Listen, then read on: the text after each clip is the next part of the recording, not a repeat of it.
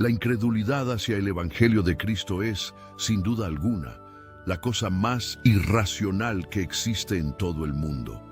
Es curioso, pero si te detienes a observar, te darás cuenta de que la razón que el incrédulo da para su falta de fe es precisamente lo que el carácter y la esencia del Evangelio ya responden con total claridad. El apóstol Pablo lo explicaba de una forma magistral cuando decía que los judíos piden señales y los griegos buscan sabiduría. Si en los días del apóstol te encontrabas con un judío que no creía en el Señor, su argumento era siempre el mismo.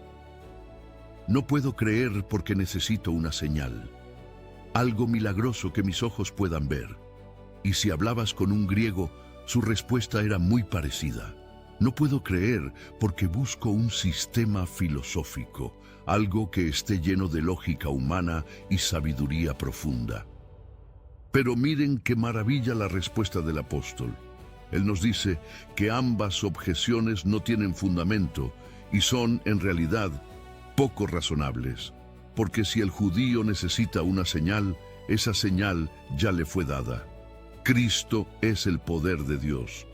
Los milagros que Jesús realizó en la tierra fueron señales más que suficientes, abundantes y claras.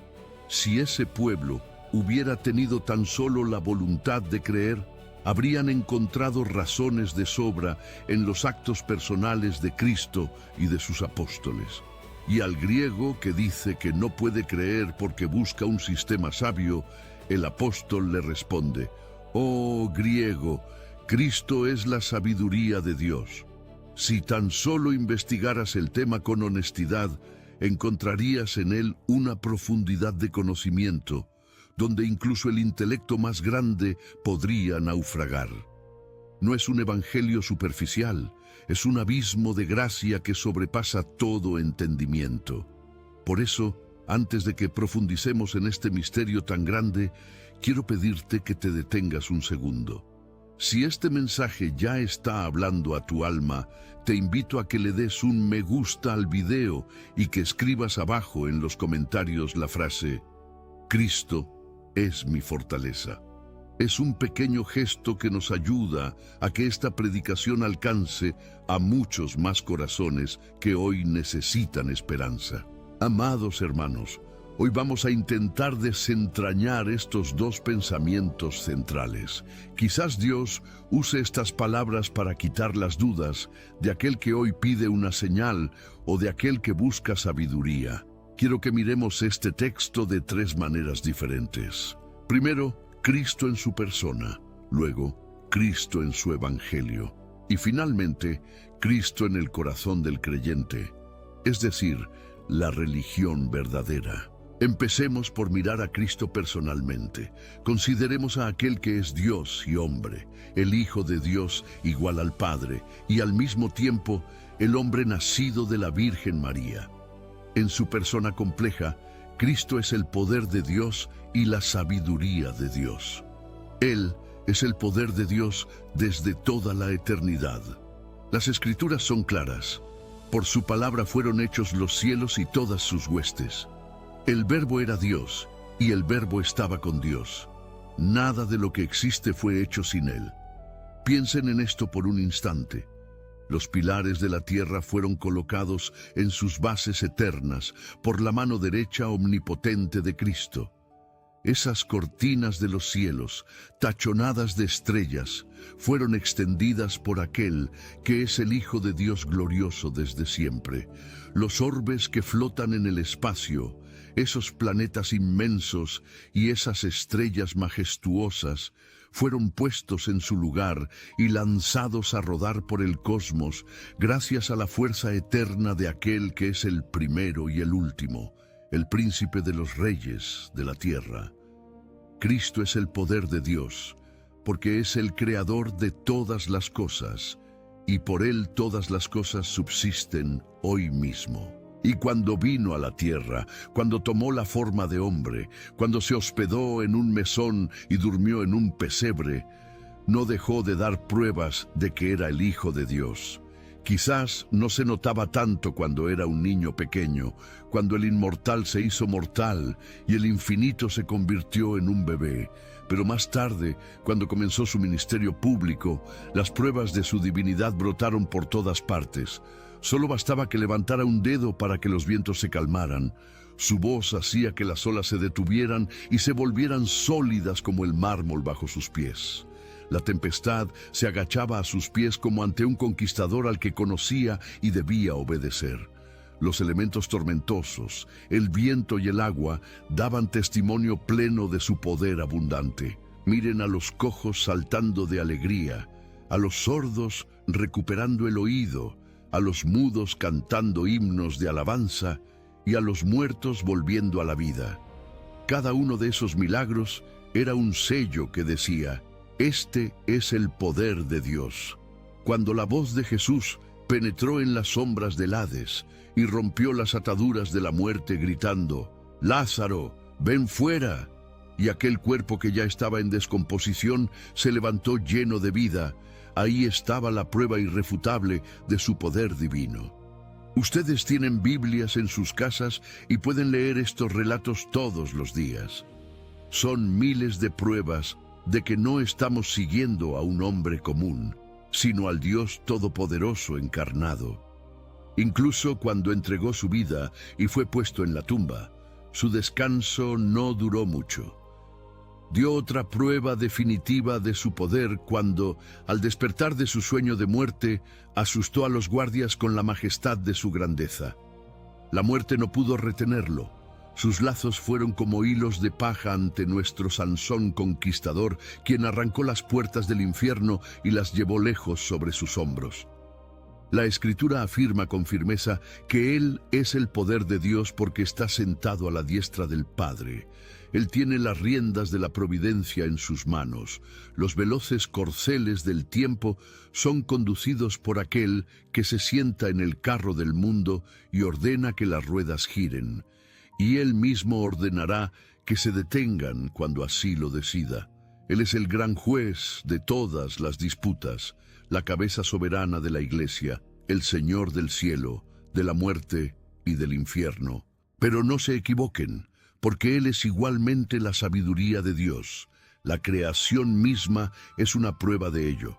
Él planeó el camino de la salvación, ideó el sistema de la expiación y la sustitución.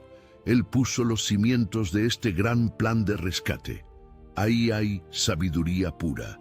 Construyó los cielos con inteligencia y puso los pilares de luz sobre los cuales se balancea el firmamento.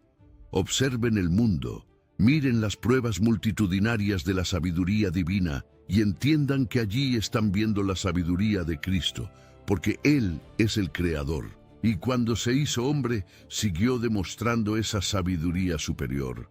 Incluso en su niñez, cuando dejó atónitos a los doctores de la ley con sus preguntas en el templo, mostró que era más que un simple mortal.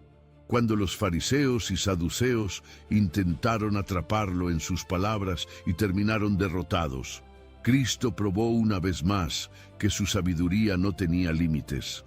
Aquellos que venían a arrestarlo terminaban encadenados por su elocuencia, hechizados por su oratoria maravillosa.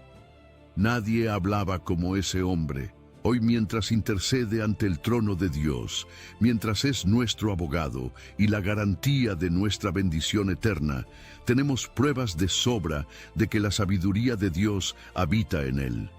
Por eso, amados, doblen sus rodillas ante él.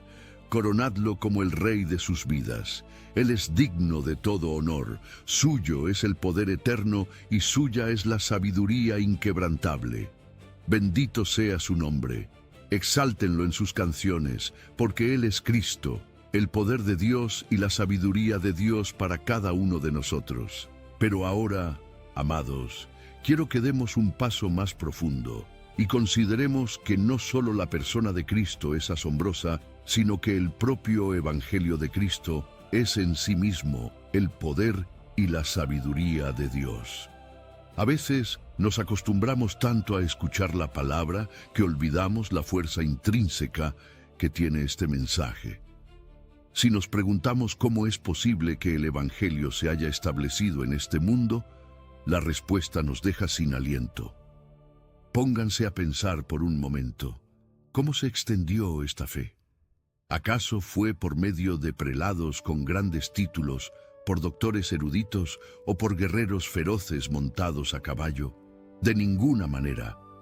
Dios eligió a pescadores, hombres sin instrucción, gente sencilla que ni siquiera sabía cómo dar un discurso elocuente, salvo cuando el Espíritu les daba las palabras. Ellos no salieron a conquistar naciones con bayonetas ni con el filo de la espada. No obligaron a nadie a creer a punta de lanza. Lo único que tenían eran sus palabras simples, su oratoria ruda y esa verdad sin adornos que por la bendición del Espíritu de Dios dio la vuelta al mundo entero en menos de un siglo después de la muerte de su fundador. Y lo más impactante es que este evangelio no era precisamente algo que a la naturaleza humana le gustara escuchar. No ofrecía un paraíso de placeres inmediatos, ni riquezas materiales, ni ideas licenciosas que alimentaran los deseos de la carne. Todo lo contrario, era un mensaje de una moralidad estrictísima, un camino de delicias puramente espirituales que pedía abnegarse a uno mismo. Era un evangelio puro, santo, limpio como el aliento del cielo. Y aún así, contra toda lógica humana, se extendió con una fuerza imparable. ¿Por qué? La única respuesta posible es porque lleva dentro el poder de Dios. Si necesitan otra prueba de este poder, miren cómo se ha mantenido en pie a lo largo de los siglos. El camino de la Iglesia no ha sido precisamente un paseo por un jardín de rosas. La barca de la fe ha tenido que navegar a través de mares de sangre. Y quienes la han tripulado muchas veces han terminado salpicados por esa espuma violenta de la persecución. Desde los días de Nerón hasta los tiempos de las persecuciones más modernas, la Iglesia ha sido golpeada sin tregua. Pero, como decían los antiguos hombres de Dios, la sangre de los mártires terminó siendo la semilla de la Iglesia. Es como esa planta llamada manzanilla, que mientras más la pisas, más crece y se fortalece.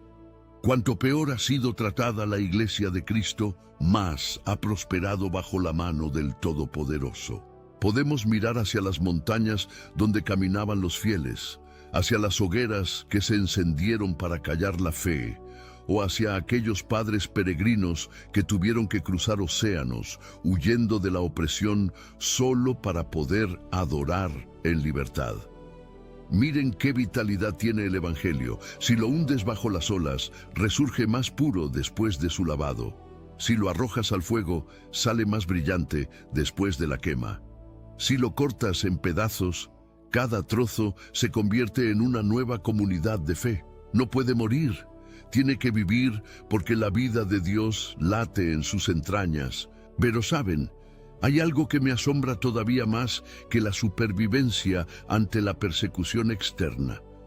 Lo que me parece un milagro absoluto es que la Iglesia haya sobrevivido a la falta de fe y a la corrupción de sus propios maestros. Nunca una institución ha sido tan abusada desde adentro como la Iglesia de Cristo. A lo largo de la historia hemos visto hombres soberbios y arrogantes que se enseñorearon de la heredad de Dios. Personas que entraron en sus filas solo para intentar destruirla con su orgullo y sus falsas doctrinas. Es un milagro de milagros que la Iglesia siga viva después de ver tanta infidelidad entre sus propios miembros y ministros. Si no fuera porque el poder de Dios está en ella, hace mucho tiempo que se habría destruido a sí misma debido a nuestras propias fallas humanas. Ahora, hablemos de la sabiduría de este Evangelio. El hombre que se burla del mensaje de la cruz generalmente lo hace por una sola razón: porque no lo entiende. Hay una historia muy famosa sobre dos hombres, Lord Lyttelton y su amigo West, que eran incrédulos declarados y decidieron escribir libros para ridiculizar el cristianismo. Uno iba a refutar la conversión de Pablo y el otro la resurrección de Jesús. Se sentaron a estudiar con la intención de destruir la fe. Pero ¿saben qué pasó? Al investigar a fondo el tema, ambos se dieron cuenta de la profundidad y la veracidad de lo que estaban leyendo. Terminaron convirtiéndose al cristianismo y escribiendo libros que hoy son baluartes de defensa para la iglesia que ellos esperaban derrocar. Cualquier persona que mire el Evangelio de frente y le dé el estudio que merece, descubrirá que no es una fábula, sino un sistema repleto de una sabiduría que sobrepasa el pensamiento humano. Ser un creyente no es una deshonra para el intelecto de nadie. Es cierto que el Evangelio es tan sencillo que hasta un niño puede entenderlo y caminar por sus aguas, pero también es tan profundo que el intelecto más brillante puede nadar en él sin encontrar jamás el fondo. Mentes brillantes como la de Isaac Newton o John Locke se sometieron a la verdad de la inspiración bíblica como niños pequeños, encontrando en ella algo majestuoso que estaba muy por encima de sus propias capacidades. Incluso me puse a pensar hace poco en la inmensa cantidad de literatura que se perdería si el Evangelio no fuera verdad. Ningún libro ha sido tan sugerente como la Biblia.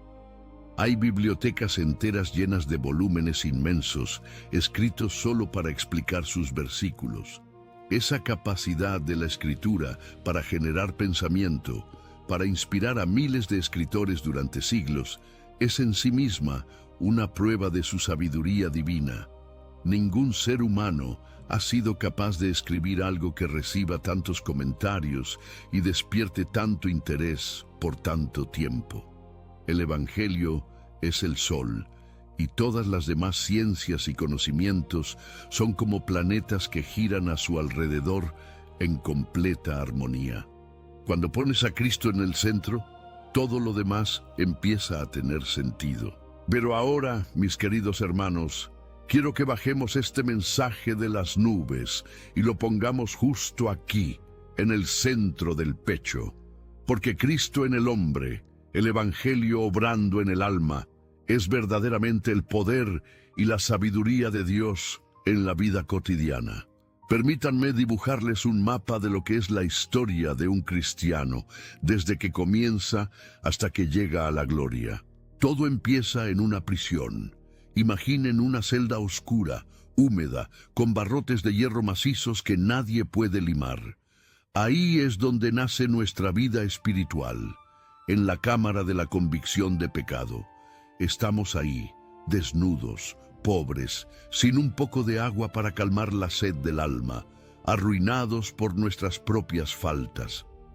El hombre intenta por sus propios medios limar esos barrotes, lucha día tras día, pero no logra moverlos ni un milímetro.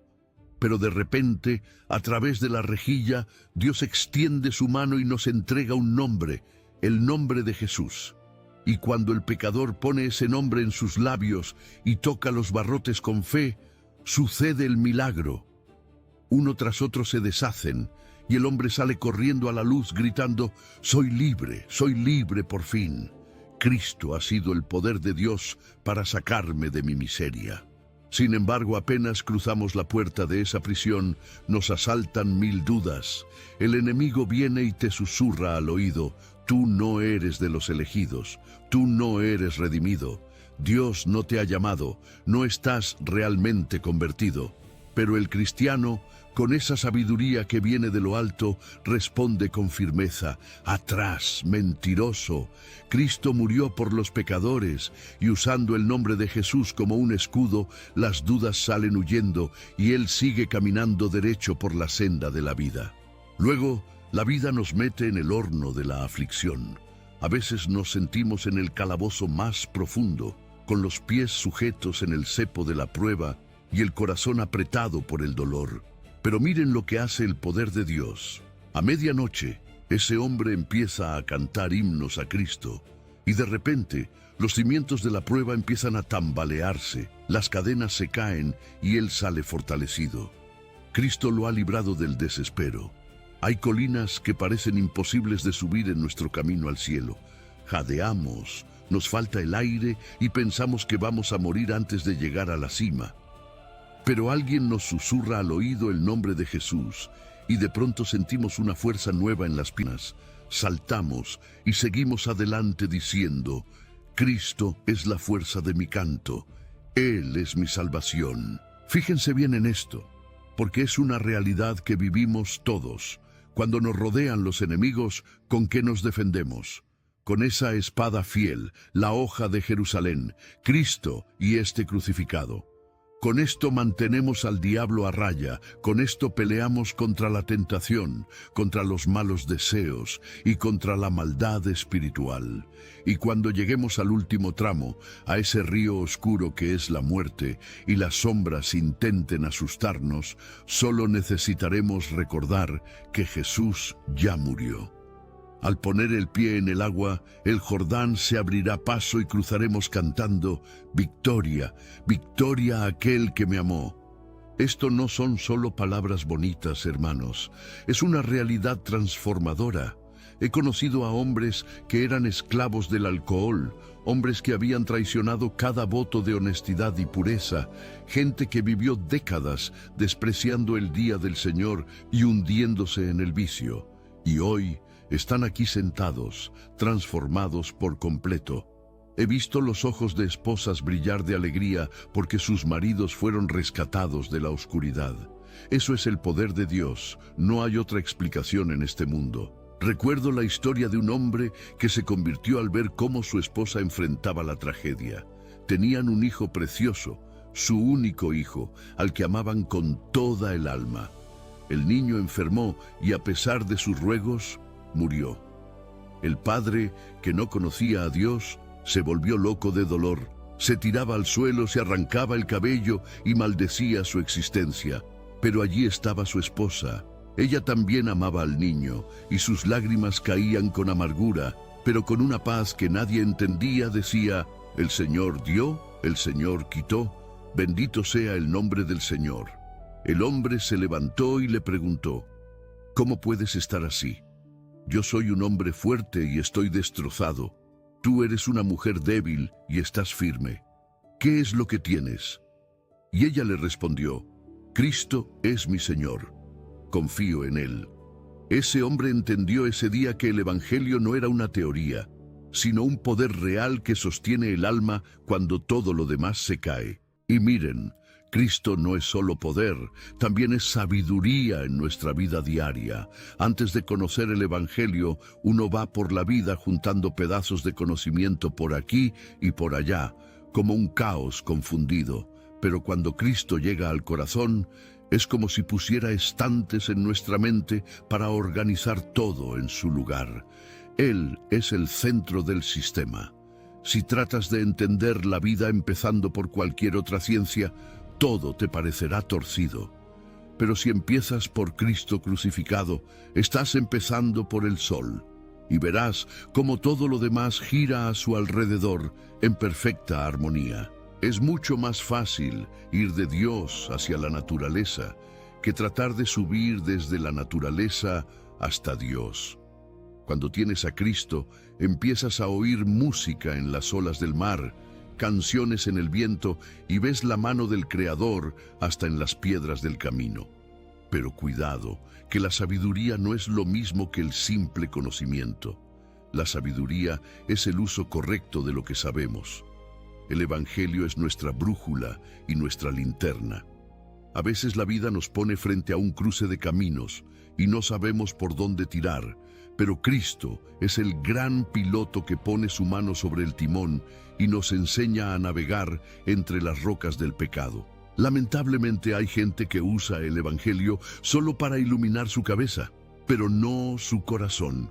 Son como aquel granjero que, cuando le avisaron que venían ladrones, agarró una vela y se la puso a la altura de los ojos para ver quién venía.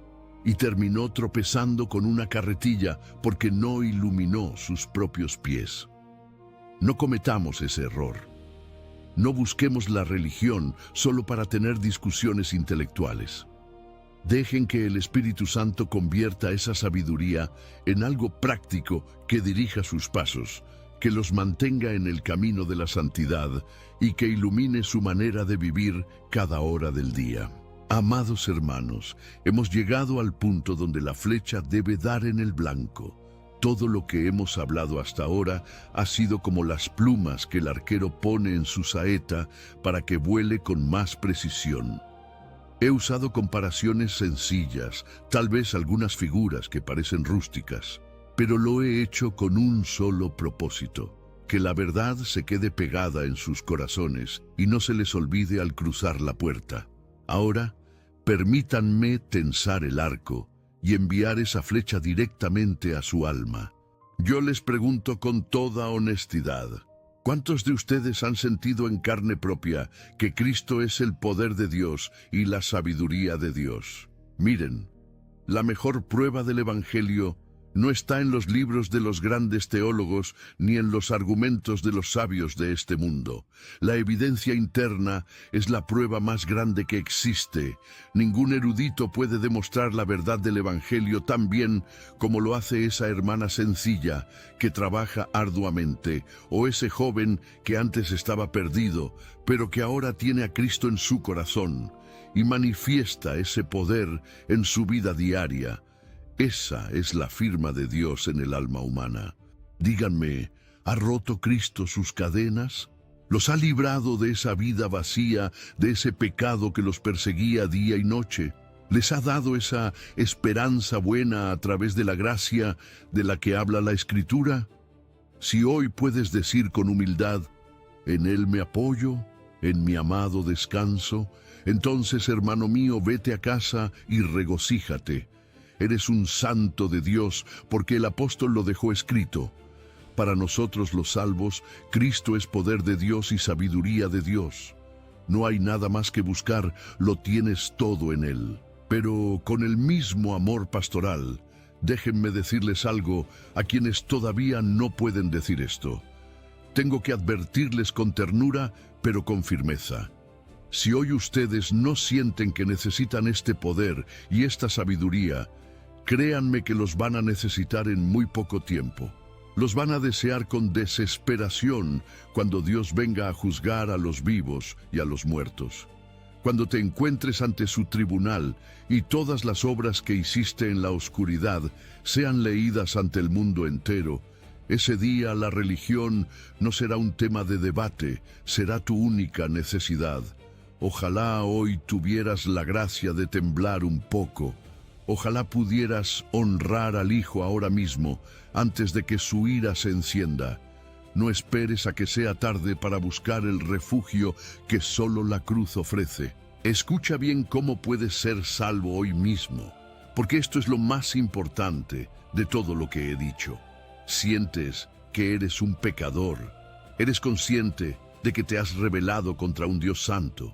Estás dispuesto a reconocer tus faltas y, lo más importante, sientes que las aborreces porque te alejan de la vida. Si sientes que no puedes hacer nada por ti mismo para pagar esa deuda, entonces escucha esta noticia gloriosa. Cristo murió por ti, y si Él murió por ti, no puedes perderte. Cristo no murió en vano por nadie, su sacrificio es perfecto y suficiente. Si te arrepientes de verdad y crees en su obra, estás a salvo. Puedes irte en paz. Alégrate con un gozo que no se puede explicar, porque aquel que te enseñó que necesitabas un Salvador es el mismo que aplica su sangre preciosa en tu conciencia hoy.